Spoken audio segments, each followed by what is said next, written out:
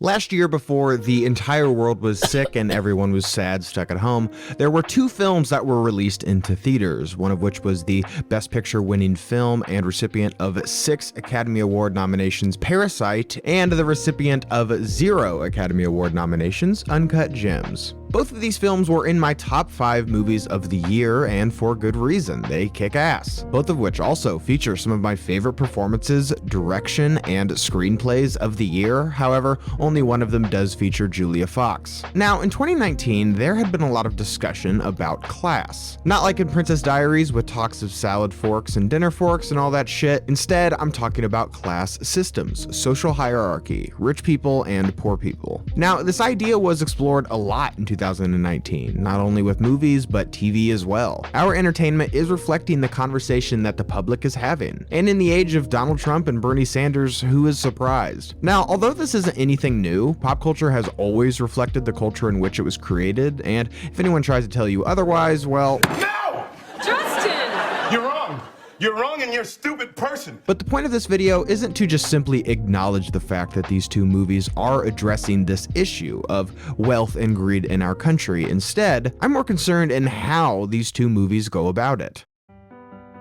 Now, let's start with Parasite, a movie that you've either seen and loved, or it's a movie that you're just really meaning to get around to. One seemingly average day in the Kim household, Ki-woo's friend Min-hyuk interrupts their dinner consisting of the diet of an 11-year-old to present a proposition to Ki-woo. Now, Min-hyuk is a university student, someone who is seemingly well off and will probably live a comfortable or even an affluent life. Either that, or he's going to school for a general studies degree in which he'll probably be poor too. Ki-woo, on the other hand, is someone who contemplated going to college, who apparently even took the entrance exams, but never actually followed through. Then Min-hyuk gifts the Kim family a rock that he claims is meant to bring the Kim family good luck and great wealth. And when he presents the rock to the Kims, Ki-woo exclaims, "It's so metaphorical." It's a pretty obvious wink at the camera, and it is Bong Joon-ho essentially saying, "Hey idiot, get off your phone and pay attention." And as it turns out, Min-hyuk has a job opportunity for him. He is leaving for several months, and Ki-woo has the chance to tutor the Park family's daughter. Following this, of course, the entire Kim family is able to infiltrate the Park household as they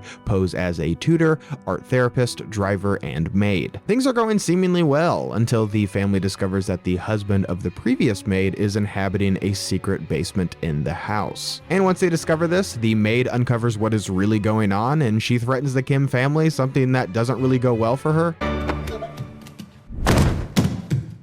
On its surface, the Scholar Stone is something of a good luck charm for the Kim family. For a majority of the film, the rock is rarely mentioned. That is, until it is used by a weapon to try and kill the very person the rock was gifted to.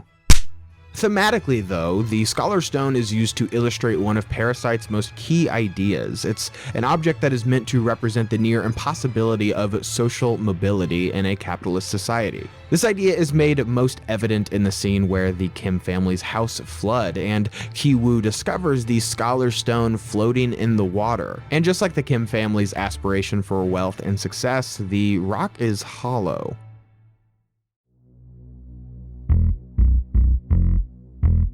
Now, let's look at Uncut Gems, which strangely also uses a rock to emphasize the theme that the film is trying to convey. One of the most impacting scenes of symbolism in the movie is where the film opens and closes, which essentially summarizes the moral of the story. The opening credits of the film begin as we literally dive into Howard's ass during a colonoscopy. Following this, we are shown what it looks like inside of the world of a precious gem. This is contrasted with the end of the film, in which we zoom into Howard's bullet wound back into this crystal world. To me, this is the key theme of the movie that is told very clearly through visuals. Howard wants something really bad. Money. Throughout the film, in multiple scenes, there is this raw sexual energy that is driving Howard's need to gamble. Some references in the movie are more overt than others.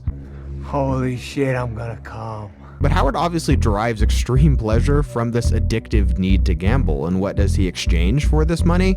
his life. This is an idea that we see throughout the entire film. Wealth, whether it be the stone or money, always has a price. The man breaking his leg in the mines is one of the film's earliest examples of that. Greed overshadows the value of life, which eventually culminates in Howard being shot, despite the fact that his dreams essentially did come true. His life is just the price that he pays for his dreams. In this film, the role of the gem is much higher than that of the Scholar Stone in Parasite. The gem in Uncut Gems is almost like a supporting character in the film, but I think a clearer way of looking at the character of Howard in Uncut Gems is by looking at Greek mythology. Now, in Greek mythology, Sisyphus was tasked with rolling a big-ass boulder up a hill only for it to roll back down when he reached the top. At this point, he just had to start over, like forever. Now, although this obviously sounds horrible, Albert Camus, a French philosopher, author, and journalist, compared the myth to the absurdity of life and the futile search for meaning. Camus argues that the myth of Sisyphus is an allegory for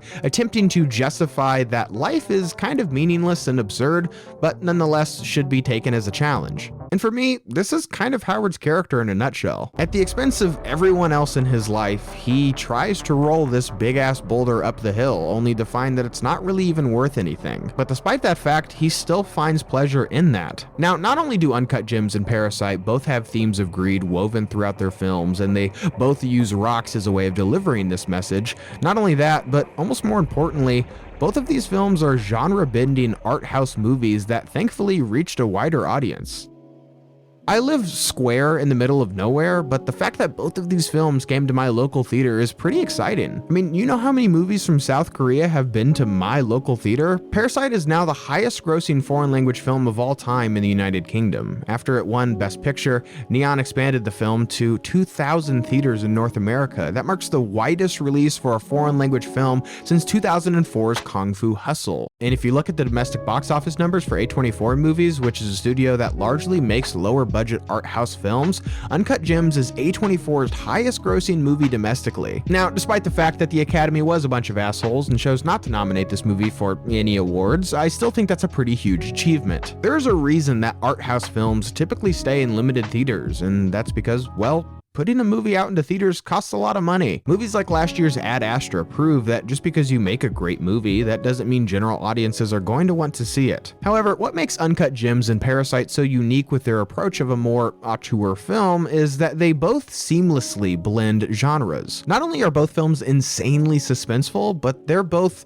really funny and kind of have this cynical humor to them, to the point where I'm not even quite sure what genre Parasite is. But I think apart from their genre bending, apart from the incredible performances from both films, I think what makes both of these movies so powerful and resonant is the time in which they came out. There's a lot of talk recently in our TV, in our movies, and even in our music that we are attempting to reflect the state of the world right now. Both films are helmed by masters of their craft, telling stories about greed and control, or a lack thereof. But when you look at the year in which these films came out, a year with a lot of talk about greed and control, well, that just makes each movie all the more metaphorical. Hey everybody, I know this time is pretty crazy and I hope you're all doing okay. I think this time that we live in right now is kind of scary and pretty uncertain, but I do find solidarity in the fact that we are all in this together. So make sure you stay home, watch some movies, call loved ones, and be sure to stay safe in all this craziness. As always, guys, thank you so much for watching, and I hope to see you next time.